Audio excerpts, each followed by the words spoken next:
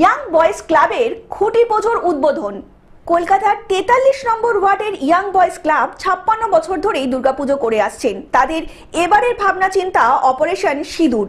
এই রবিবার খুঁটি পুজোর মধ্যে দিয়ে পুজোর মণ্ডপের তৈরির কাজ শুরু করলো পুজো উদ্যোক্তারা। বিক্রান্ত সিং জানালেন যে তারা প্রত্যেক বছর বিভিন্ন ধরনের থিমের পুজো করেন, কিন্তু এবার যেহেতু পাকিস্তানের ওপর ভারত সরকার অপারেশন সিঁদুর লঞ্চ করেছিল, যা সফল হয়েছিল, সেই কারণেই গোটা ভারতবর্ষে যে সৈনিক রয়েছেন, সেনা জওয়ান ও ভারত সরকারকে তারা কুর্নিশ জানাচ্ছেন। সেই কারণেই ক্লাবের তরফ থেকে সিদ্ধান্ত নেওয়া হয়েছে অপারেশন সিঁদুরই থিম করা হবে এবছর। রবিবার সকাল থেকে ক্লাবের বিভিন্ন সদস্যরা পুজো মণ্ডপের কাছে এসে উপস্থিত হন, আর সেখানেই তারা পুজোতে অংশগ্রহণ করেন।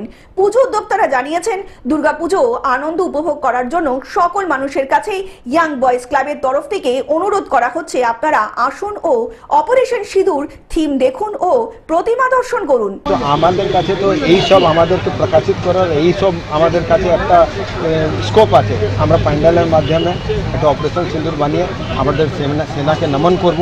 আমাদের যে সেনা যে আমাদের সুরক্ষা প্রদান করে, যা থাকলে আমরা সবসময় সুরক্ষিত মহসুস করি, ওই সেনাকে নমন করার একটা চান্স পেয়েছি।